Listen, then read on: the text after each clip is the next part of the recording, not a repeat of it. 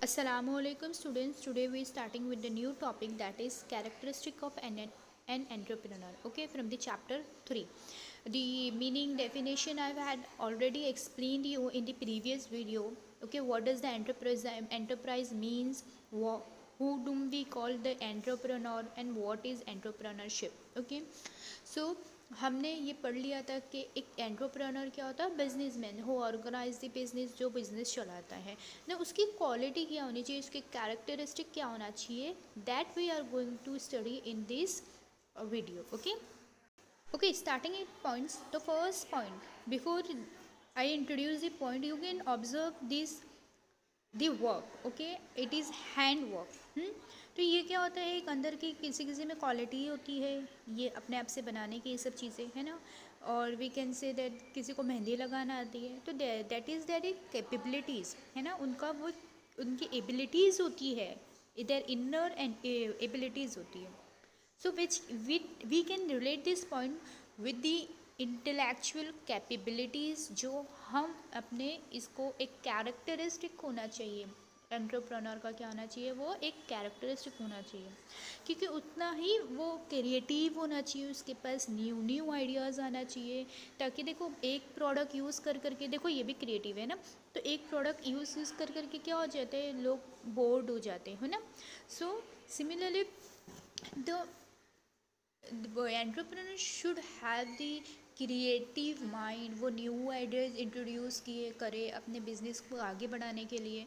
C you can remain on the first stage only. आप चाहोगे कि आप आगे बढ़ो, तो उसके लिए आपको थोड़ी क्या करनी पड़ेगी, चीज़ें इनोवेटिव आइडियाज़ लाना पड़ेंगे, ताकि क्या हो, लोग आपके प्रोडक्ट को भी पसंद करें एंड क्या करें, आपके आइडियाज़ को भी पसंद करें. और फिर वो लोग जब प्रोडक्ट उन लोग को पसंद आएगा, देन ओनली आपका बिजनेस ग्रोथ होगा. आगे बात समझ में. तो it is known as, the point is known as intellectual capabilities, that the owner should have the capabilities and the abilities. वो क्रिएटिव माइंड होना चाहिए, उसके पास आइडियाज़ अच्छे से होना चाहिए. Okay, here we completed the first point. Now look at this picture. What is this? The professions. Okay, now the aim, the students having aim के उनको CA बनना है, the one want to become a business woman वो business man है ना. तो ये सब हम पहले से ही डिसाइड कर देते हैं before we are going into the schooling. हैं, जब हम स्कूल में होते हैं तभी then we started, I want to become a doctor, I want to become a professor, I want to become a lawyer. ये सब हमारा क्या होता है, एम होता है. तो उसी के हिसाब से we are preparing for our self है ना. उसी के हिसाब से हम अपने आप को बनाते हैं, उसी के हिसाब से हम 10th में परसेंटेज लाते हैं. Okay, if we want science, किसी को साइंस चाहिए रहता है, तो वो हार्ड वर्क करके क्या होता है, अपना साइंस लेता है, तो उतने परसेंटेज उसके रिक्वायरमेंट होते हैं. आगे बात समझ में आप लोगों को. So without the aim you can succeed in your life. आपको तो मतलब क्या हो जाएगा, आप सिर्फ जी रहे हो. ठीक है, तो similarly the business also should keep some aim, some goal in the business, कि उसको ये अचीव करना है, उसका फ्यूचर विजन होना चाहिए कि हाँ ये मेरा गोल है, उसका वो टारगेट होना चाहिए, उसके हिसाब से वो क्या करना चाहिए, काम करना चाहिए. ठीक है, अभी जैसे कि एक एग्जांपल ये मैं देती हूँ कि हमारा इंडिया का वो है, क्या बोलते हैं इसको, फ्यूचर इंडिया है ना. ये सब इमेजिन है कि ऐसी ट्रेन्स होनी चाहिए और भी बहुत सारी चीज़ें डेवलप्ड होना चाहिए, ये हमारा एम है कि नहीं.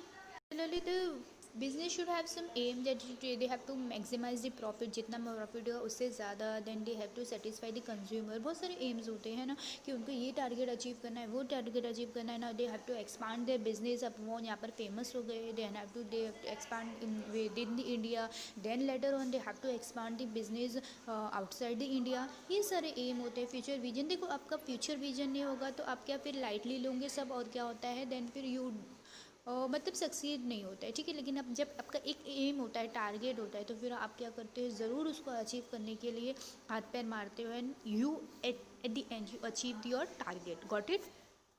So the point is future vision. Okay, second point means the characters. Entrepreneur का फ्यूचर विजन होना चाहिए कि उसको क्या चाहिए, उसको क्या टारगेट है उसका. Okay, Now watch this video एकदम carefully, okay? So then the point you will easily understand कि how should we work.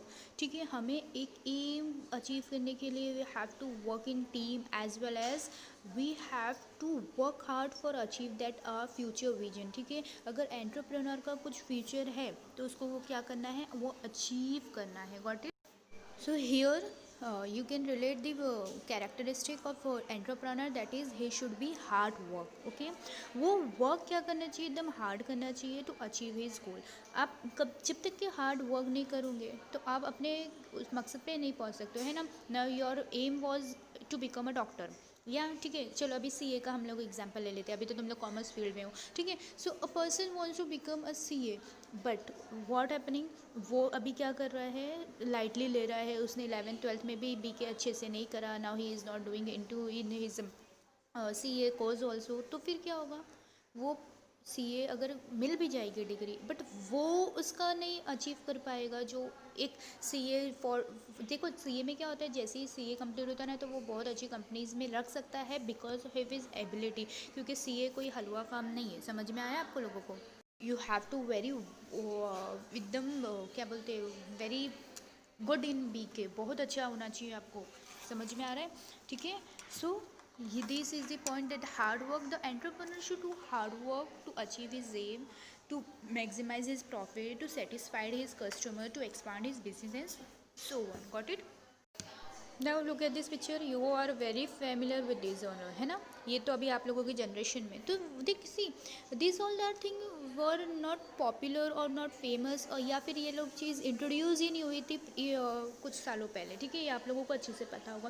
तो क्या होता है, अब जो पहले से बिजनेस करते आ रहे हैं, अब ये चीज़ बहुत इनिशियल हो गई. जैसे कि अभी अगर हम लोग लेंगे तो अभी बहुत ऑनलाइन स्टडीज़ हो रही है.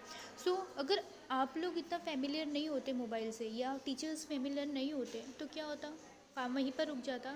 सो we have to upgrade our self with this situation, with the current situation. हमें अपग्रेड होना पड़ता है. ठीक है, the teachers those want to use, मतलब डोंट वांट टू यूज़, या उनको आता ही नहीं है, जो ओल्ड एजेड के हो जाते हैं थोड़े. ठीक है, तो वो लोगों को तो सीखने में थोड़ी प्रॉब्लम हो जाती है ना, क्योंकि देखो बड़े बड़े एज होता रहता है ना, तो फिर थोड़ा दिमाग कमज़ोर हो जाता है, न्यू चीज़ें ना एक्सेप्ट नहीं करते. ओके, सो अब क्या होगा, तो उन लोगों को तो सीखना ही पड़ेगा ना. They have to teach the students. वो लोग नहीं कर सकते, और जो एक्सपीरियंस वाले रहते हैं तो उनकी नॉलेज ही अलग बात होती है. ठीक है, तो वो लोगों को वो लोग बिठा नहीं सकते. तो क्या है, आपको ऐसे कैसे हमको सिचुएशन के हिसाब से अपने आप को ढालना आना चाहिए. समझ में आ रही है आप लोगों को बात. ठीक है, so similarly the technical knowledge should the entrepreneur have, should have the technical knowledge. क्योंकि अभी तो अगर आप देखेंगे तो सारी चीज़ें कंप्यूटर है, मोबाइल है, से ही ऑपरेट हो रही है ना. You if you want to contact in the foreign, तो क्या आप कंप्यूटर के जरिए, ईमेल के जरिए कांटेक्ट करेंगे ना. ये सब चीज़ों के लिए तो अगर वो टेक्निकल नॉलेज ही नहीं है तो फिर उसका तो कुछ फ़ायदा ही नहीं है ना. वो बता ही नहीं सकता है, कुछ भी देख नहीं सकता. चलो अगर कुछ नहीं कर रहा तो देखने में भी उसको कोई भी चल उसको उल्लू बना देगा, है ना. I hope you got clear about this technical knowledge. So the entrepreneur should have the technical knowledge. Now you can observe this picture. ये क्या हो रहा है, they having a communication gap. तो क्या है, वो लोग इससे क्या कर रहे हैं, आवाज़ नहीं जा रही है तो स्पीकर ले आया. तो entrepreneur should have the communication skill. देखो एक कैसा होता है ना, कभी आप दुकानदार के पास जाते हो तो देखो कैसा होता है ना, वो आपको कन्विंस करता है कोई भी प्रोडक्ट लेने में लिए, है ना. आप कभी गए होंगे तो क्यों, उसको बेचना है अपना प्रोडक्ट. वो अपने भले ही उसका प्रोडक्ट बुरा है लेकिन वो बुराई नहीं करेगा, उसको सेल करना है, नहीं तो ऐसे तो फिर वो पड़ा ही रहेगा. तो किस तरीके से फॉल्स एडवर्टाइजमेंट दिखाया जाता है एक प्रोडक्ट को प्रमोशन देने के लिए. सो ये यहाँ पर क्या होना चाहिए, एंटरप्रेन्योर की कम्युनिकेशन स्किल इतनी अच्छी होना चाहिए कि बिटवीन गैप नहीं होना चाहिए एम्प्लॉयज़ के लिए या कंज्यूमर्स के लिए. उसकी स्किल इतनी अच्छी होना चाहिए कि सब अट्रैक्ट कर ले उसकी तरफ. आ रही बात समझ में आप लोगों को. So the entrepreneur should have a good communication skill. उसके पास स्किल नहीं होगी, बात कैसे करते हैं, कुछ भी वो बात करेगा लोकल लैंग्वेज में, तो क्या कस्टमर है या पार्टनर्स आएंगे उसके पास, कोई मर्ज कर सकता है उसके साथ बिजनेस, नहीं ना. तो the way of speaking, the way of behaving, ये सारी चीज़ें क्वालिटी कैरेक्टरिस्टिक उसका जो है ना दिखने का अच्छा होना चाहिए. आगे बस समझ में. Now this encourage रेज, है ना। The entrepreneur should encourage his employees, जो भी उसके साथ काम कर रहे हैं, अगर एनकरेज नहीं करेंगे, उन लोगों को मोटिवेट नहीं करेंगे, तो क्या होगा, फिर विल नेवर अप्रिशिएट, और उन लोगों को आगे नहीं बढ़ाएंगे, तो आपका जो काम है ना, उन लोग इतने उससे नहीं करेंगे, ठीक है, दिल से। So the entrepreneur should have a positive mind, positive mind होनी चाहिए उसकी, हाईली ऑप्टिमिस्टिक, ये पॉइंट जो है इट इज़ हाईली ऑप्टिमिस्टिक, ठीक है। तो the entrepreneur should have highly optimistic यानी पॉजिटिव, एवर एवर उसको क्या चाहिए, पॉजिटिव थिंकिंग चाहिए, एनकरेज करना है उसको, उसके जो एम्प्लॉयज़ हैं उनके लिए, खुद भी, नॉट ओनली द एम्प्लॉयज़, उसको भी यकीन रखना है, हाँ I can achieve my target. आ रही बात समझ में आप लोगों को, ठीक है। Now what is this, you can understand about it, है ना, कोरोना वायरस, ठीक है। सो देखो अभी कैसा है, अभी मैं इसलिए ये जो सिचुएशन होती है ना उसका एग्जांपल क्यों देती हूँ, you will better understand with these examples, okay, आप लोगों को पॉइंट क्लियर हो जाएगा। अभी देखो ये एक रिक्स ही है ना, ये रिक्स पर, अभी देखो कैसा होता है बिजनेस के अंदर, आउटसाइड इनसाइड रिक्स होता है, ठीक है। अंदर की पॉलिटिक्स होती है, कभी कोई वो रहता है, या बाहर की पॉलिटिक्स होती है, कॉम्पिटिशन्स होते हैं किसके, अब कोई प्रोडक्ट्स के बीच में, ये सारी चीज़ें होती है, तो वो ये सोच के बैठ जाए कि नहीं इतने सारे प्रोडक्ट्स है, शैम्पू है, मैं कोई शैम्पू का प्रोडक्ट नहीं लॉन्च कर सकता हूँ, है ना, इतने सारे वो है तो मैं नहीं कर सकता हूँ।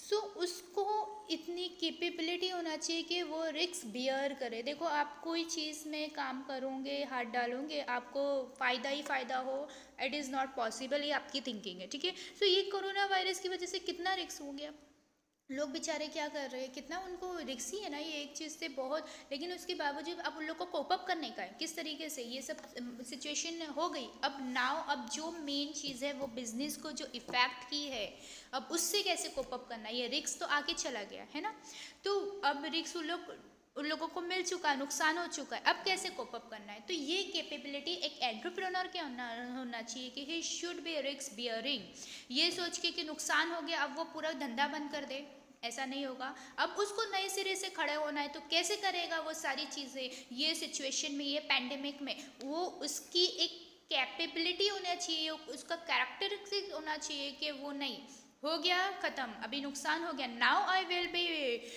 डूइंग हार्ड वर्क, और वो सब चीज़ें क्या करेगा, हिम्मत नहीं हारेगा और स्टार्ट करेगा। आ रही बात समझ में आप लोगों को, ठीक है। तो रिस्क का सोच के कि नहीं अब तो ख़त्म हो गया सब, मैं नहीं करूँगा, ऐसा तो नहीं हो सकता है ना, या ये मैं नहीं करूँगा, इसमें बहुत ज़्यादा नुकसान हो रहा है, तो ये सारी चीज़ें उसको फिर वो आ जाता है कि पॉजिटिव थिंकिंग क्या होना चाहिए उसकी, पॉजिटिव, हमने अभी देखा हाईली ऑप्टिमिस्टिक, नेगेटिव खाली सोच के चलोगे तो बेटा हम अपनी ज़िंदगी में कभी कामयाब नहीं हो सकते। आ रही है बात समझ में, ठीक है।